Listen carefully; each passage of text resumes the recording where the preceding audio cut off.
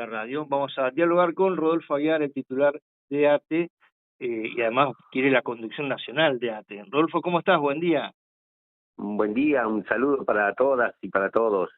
Bueno, camino a esta elección en la cual buscas conducir los destinos de ATE a nivel nacional.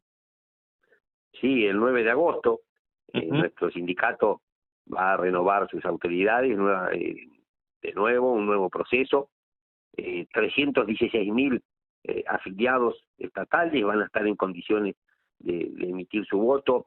Fueron muchos meses de debates internos en nuestra agrupación, la agrupación verde, Agrupación Nacional Unidad y Solidaridad de ATE, y finalmente con el respaldo de 18 provincias logramos que triunfara nuestra posición. Fuimos a recorrer el país proponiendo que las provincias tenían que recuperar el protagonismo, que el sindicato tiene que garantizar su carácter federal, conocer las 185 seccionales que tiene el país, de alguna manera devolverle la voz a esos esfuerzos anónimos que se realizan en cada rincón de la Argentina. Yo creo que tuvimos esta oportunidad de llegar a encabezar esta propuesta en el país, no por o gracias a una persona, a un momento determinado, sino a la sumatoria de momentos, a la síntesis de todas estas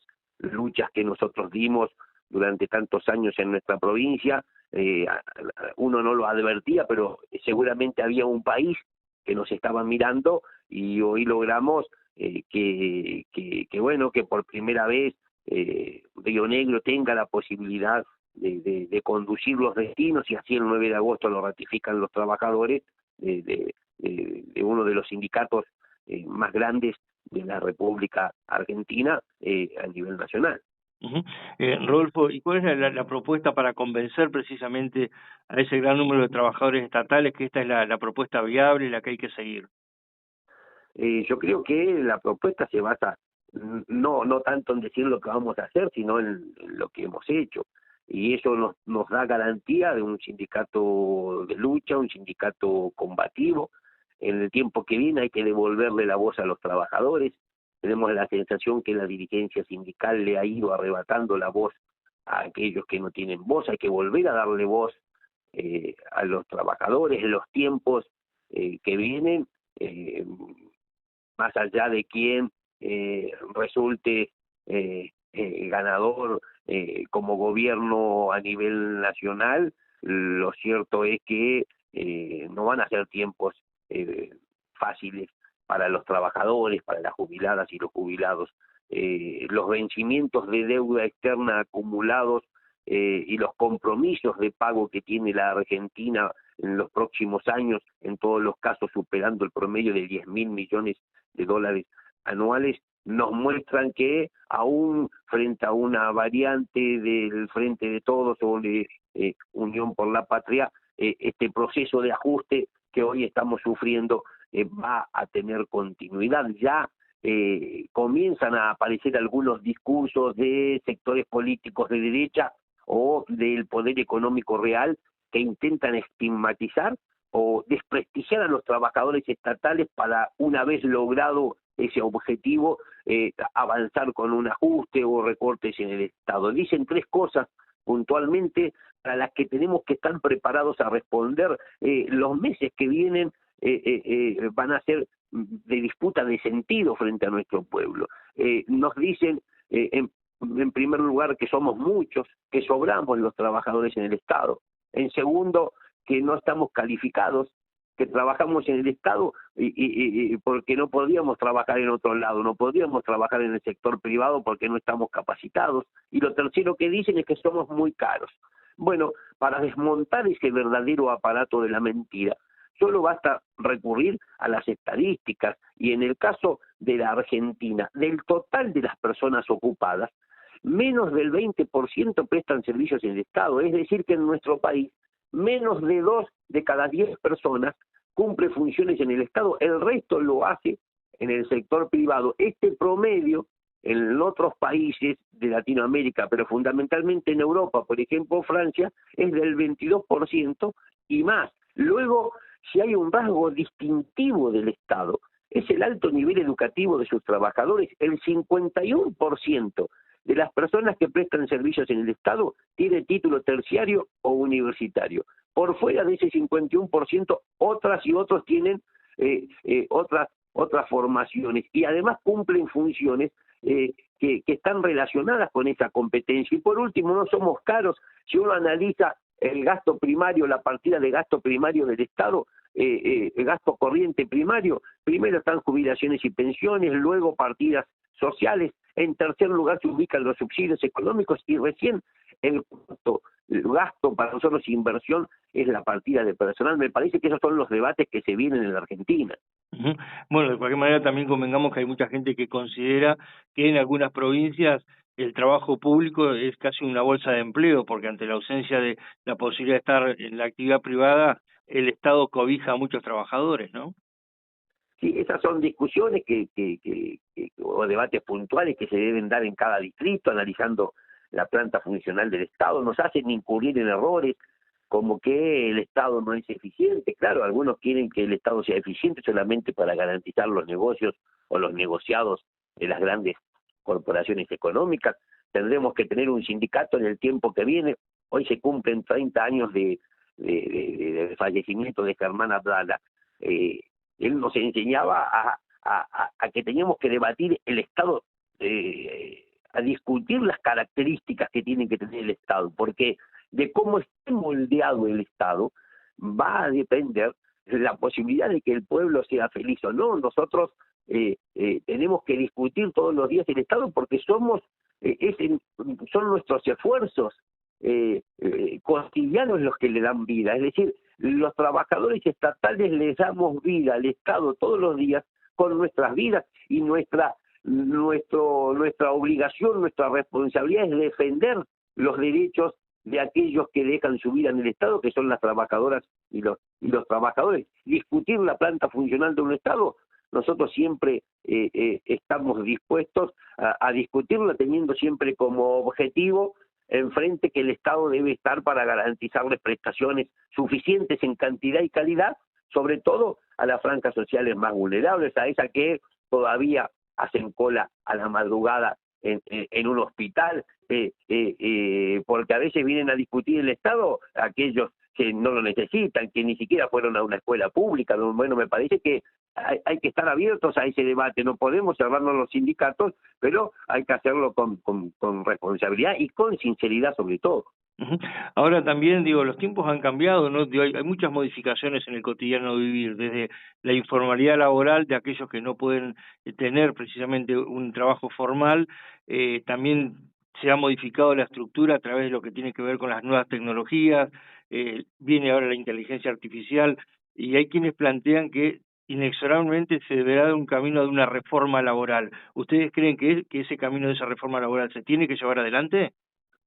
Nosotros siempre nos preocupa cuando se intenta instalar ese título bajo reforma laboral. Si la reforma laboral va a tender a garantizar y a ampliar el marco de derechos de los trabajadores, bienvenida. Yo creo que reformas laborales se vienen todos los días.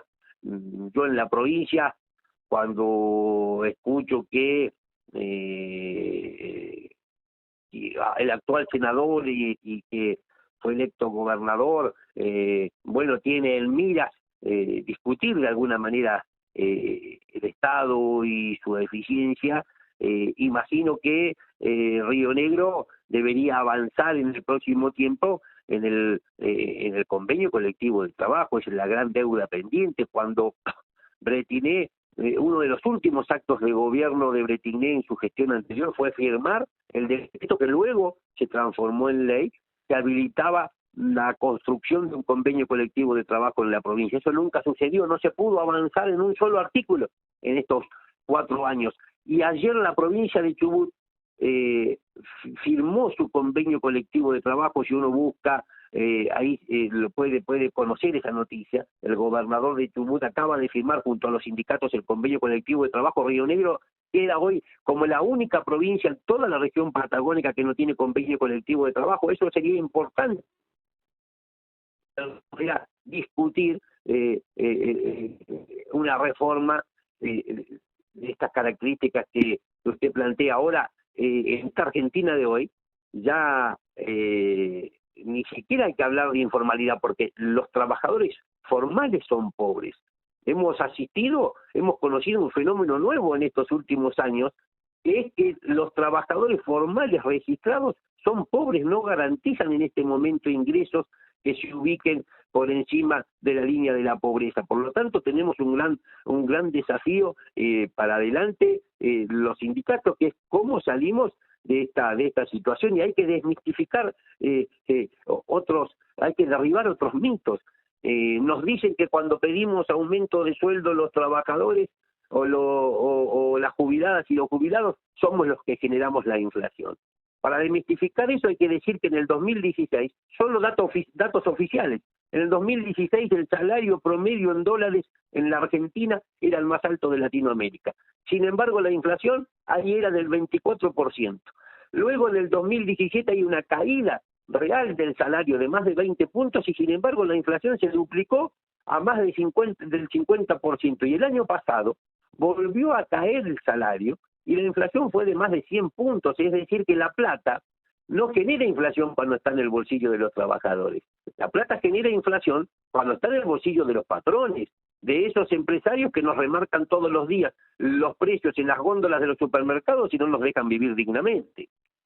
Ayer también, en esto de que hablamos que los tiempos han cambiado, la pequeña y mediana empresa, el tipo un generador de empleo, también está sufriendo estos avatares de una economía que golpea absolutamente por todos lados y muchas veces se encuentran atados de pies y manos y no encuentran un camino, una salida, digamos.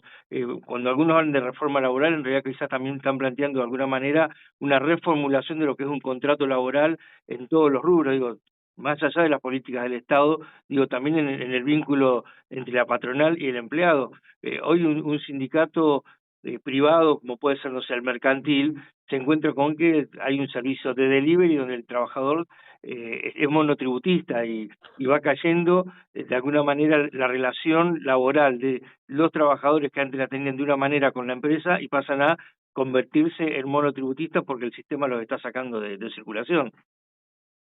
Sin lugar a dudas, primero el proceso inflacionario no solo, como usted bien refiere, perjudica a los asalariados, al movimiento obrero o a las jubiladas y jubilados. Por supuesto que también perjudica, genera inestabilidad, incertidumbre, afecta a las pequeñas y medianas empresas, y que hay que encontrar un marco legislativo que, por supuesto, permita que se garanticen los derechos de los trabajadores y también que las pequeñas y medianas empresas puedan sobrevivir. Aquí tenemos una economía que solo está beneficiando a 4 o 5 grupos económicos en la Argentina. También habrá que revisar cuando hablamos de redistribuir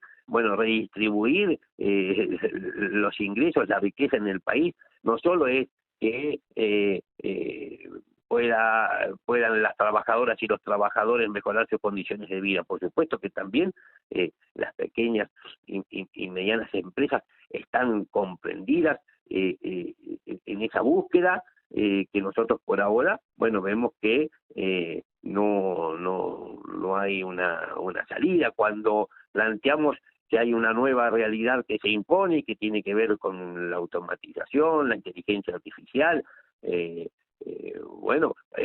preocupante porque por otro lado está el recuerdo de aquello que ese dueño de una gran automotriz, cuando llegaban los primeros robots que empezaban a reemplazar a las personas en la fabricación de los autos, llevó al dirigente sindical y le dijo, le empezaba a mostrar todas las zonas de producción allí donde antes había cientos y miles de trabajadores, ahora ocupadas solo por robots y algún otro trabajador especializado para que atiendan, y entonces le palmeó la espalda y le dijo al referente sindical, yo ahora lo que me preocupa es a quién le vas a cobrar la cuota sindical. Y el dirigente le respondió, yo estaría más preocupado para ver entonces a quién vos le vas a vender los autos que estás produciendo. Me parece que hay una responsabilidad compartida entre representantes de las cámaras empresarias, entre los gobiernos y entre la representación de los trabajadores. Tiene que ser un debate tripartito el que se venga y que nos garanticemos vivir en un mundo en el que seamos todos felices. Nosotros formamos parte de un sindicalismo en el que no creemos en el todo o nada. Porque por otro lado, cuando uno plantea el todo o nada, casi siempre es nada para los trabajadores. Bueno, estamos abiertos a cualquier debate, pero sin resignar ninguno de los derechos que hemos ido ganando con lucha a lo largo del tiempo. Finalmente, ¿con qué expectativa esperan ustedes el cambio de gobierno? ¿En cambio de gobierno? Después del 10 de diciembre. El gobierno nacional después del 10 de diciembre. Bueno, nosotros creemos que los tiempos que vienen van a intentar que sean de ajuste. Hasta ahora no hay nada que no haga pensar que este proceso de ajuste que estamos viviendo ahora no tenga continuidad o pueda ser profundizado. Por eso tenemos que estar preparados, así como algunos dicen que si llegan al gobierno lo que pensaban hacer antes en 100 días lo van a hacer, esas medidas las van a tomar en las primeras 96 horas. Bueno, nosotros también hemos aprendido que tenemos que unirnos, que tenemos que juntarnos para defendernos si llega un gobierno que lo que intenta es quitar derechos a los trabajadores, a las jubiladas, a los jubilados, o intenta poner en riesgo áreas estatales. Hemos tenido que salir, por ejemplo, a repudiar algunas propuestas que daban cuenta de terminar, por ejemplo, con el PAMI, la obra social de los jubilados y pensionados. Nos parece que tenemos que estar muy atentos, y yo insisto que va a ser una época de disputar sentido de cara a toda nuestra sociedad. Rodolfo, como siempre, gracias por atendernos. Nosotros los agradecidos. Hasta luego. Hasta luego, que estés muy bien.